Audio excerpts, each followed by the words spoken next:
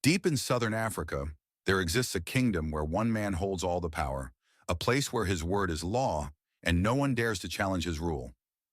Welcome to Eswatini, a small nation with a population of just over 1 million people. Once known as Swaziland, when Sobhuza II died in 1986, his 18-year-old son, Mswati III, took the throne. Decades later, he still reigns, an undisputed ruler with unchecked power. Mswati III has 15 official wives and 23 children, with an informal harem that continues to grow. But if his lifestyle seems extravagant, it pales in comparison to his father, Sobhuza II, who had 70 wives, 210 children, and over 1,000 grandchildren. In Eswatini, the royal family enjoys a life of unimaginable luxury, in stark contrast to the poverty most of its citizens endure. The king's authority is absolute, and his personal life is as much a spectacle as his rule. Right from the jump, King Mswati III showed the world who he really was, a man driven by two insatiable appetites: lust and greed. Barely settled on the throne, he cooked up a scheme called the Sovereign Wealth Fund, a fancy name for what was essentially a royal cash grab. Every citizen in Eswatini, from the poorest farmer to the humblest shopkeeper, had to fork over money, on top of their taxes, mind you. In a country where poverty runs deep, his offers, however shameless, were hard to refuse, and that harem swelled faster than you can say absolute power. But not every woman needed a push to join the king's world. 36-year-old Mswati, a man with an eye for conquest and a reputation to match. Age gap didn't faze her. Notondo welcomed his advances with open arms, stepping into a drama that was anything but romantic. Their so-called love story? It was more like a playbook Mswati had run a dozen times before. Step 1, shower her with attention. Step 2, dazzle her with extravagant gifts. Step 3, promise a life free of worry. And the grand finale? An offer to become wife number 12 in his ever-growing harem. Notondo's family was dirt poor, even by Eswatini's tough standards, so when the king came knocking with a bribe, a ransom, of a dozen cows, they didn't hesitate. A year after their first meeting, she said yes. Picture this. 4 years before a royal wedding that had sparked chaos, a law so outrageous it'd sound like fiction to European ears was dropped on the tiny African nation of Eswatini. The mission? To combat AIDS. The plan? King Mswati banned intimate relations with virgins for 5 whole years. And to make it official, girls who were still untouched had to tie tassels to their loincloths, like some ancient purity signal. Crazy, right? But here's the kicker. The people of Eswatini, known for following rules to a T, actually obeyed. For 4 years, they stuck to it. Then the plot twists hard. Word breaks that Mswati himself, the guy who made the rule, had just tied the knot with a virgin. Oh, and she was a minor. The hypocrisy hit like a thunderclap. The local girls who'd been holding back, staying true to this wild decree, were beyond furious. They'd been played, and they weren't about to let it slide. Cue the uprising. These girls, burning with betrayal, banded together and marched straight to the king's palace.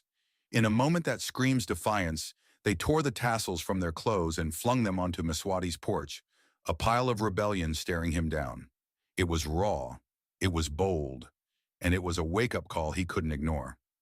Scrambling to save face, Mswati revoked the law faster than you can say scandal. He even coughed up a fine 1 cow for breaking his own rule. That cow didn't last long. It was roasted right there, feeding a crowd buzzing with victory. But don't think that settled the score. The king's authority? Cracked wide open. His reputation? Sinking fast. And why? While his people struggled in poverty, Mswati was living it up. Lavish palaces, endless extravagance, all funded by state cash he treated like his personal piggy bank. The tassel protest was just the spark. His downfall was already in motion. While King Mswati III lived a life of extravagance, his people struggled to survive. He sold valuable land concessions to foreign companies at absurdly low prices, profiting from Eswatini's resources while his citizens were forced to live on just 70 cents a day. But his corruption and abuse of power extended far beyond his nation's wealth. It reached into the very walls of his palace. The fifth and sixth wives of Mswati III couldn't take it any longer. They fled to neighboring South Africa, where they exposed the horrors they had endured. According to their testimonies, life in the palace was anything but luxurious. The king was physically abusive, often beating and insulting his wives. The ninth wife, Lamagongo, was forbidden from attending her sister's funeral. Devastated and feeling completely powerless, she ended her own life. And Notondo, the once favored 12th wife, was no exception to his neglect. After their honeymoon, she quickly became an afterthought. Mswati married again and again, until he barely remembered the woman he once pursued so relentlessly. Feeling abandoned and alone, she found comfort in the arms of one of the richest men in Eswatini, Minister of Justice Indumiso Mambo. He was the king's childhood friend and likely thought himself untouchable. Unlike Mswati, Indumiso was educated, charming, and respectful, qualities that Notondo had never known in her marriage. Soon the two became lovers, but they had to meet in secret, knowing that Mswati III had zero tolerance for betrayal. Their affair unfolded in a luxury hotel called Royal Villa, conveniently located near the palace. To avoid suspicion, Notondo disguised herself in a military uniform as she slipped away to meet her lover.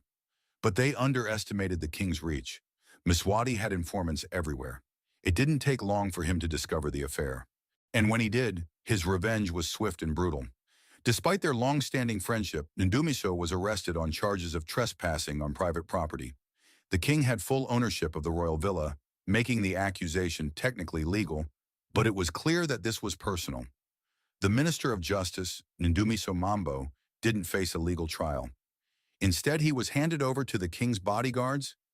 There was no due process, only brutality. They knocked out nearly all of his teeth before parading him into a sham trial. The verdict? A death sentence. King Mswati III wanted his former friend executed, but Eswatini, despite its independence, is still highly influenced by foreign powers. The United Kingdom and other European nations put immense pressure on the monarch, forcing him to abandon the execution. It was a rare moment when international diplomacy intervened in Mswati's unchecked rule. Publicly, the king had to appear restrained, but his punishment was still merciless. Ndumiso was stripped of his title, his wealth, and his dignity. The once powerful minister was banished, left destitute, and forced into homelessness. But at least, unlike others who crossed the king, he was still alive. Notondo's fate was far worse. At first, King Mswati III appeared merciful. He seemed to forgive his unfaithful wife and even allowed her to stay in the palace. But with every passing year and every new wife he married, his attitude toward her grew colder. Eventually, Notondo was removed from the women's quarters and banished to live among the palace guards. She was no longer a wife, only a prisoner. Her fate was sealed. During her time in the palace, Notondo gave birth to 3 children, 1 boy and 2 girls. Despite her fall from favor, they were officially recognized by their father and granted the status of princes and princesses. Among them, one name stands out: Betiv, a young man who, in theory, could one day ascend to the throne and rule Eswatini. But history suggests that this is unlikely. After all, King Mswati III himself was not chosen for his merit or leadership qualities. He was simply one of over 200 children of the previous monarch. His rise to power was as much a result of chance as it was tradition. But there is a more pressing question to consider. Will the next king follow in Mswati's footsteps? Will Eswatini's future monarchs continue to rule with unchecked power, wealth, and the same disregard for women as their predecessors? History has a way of repeating itself, and in Eswatini, power has always remained in the hands of men who take what they want, leaving others to suffer the consequences.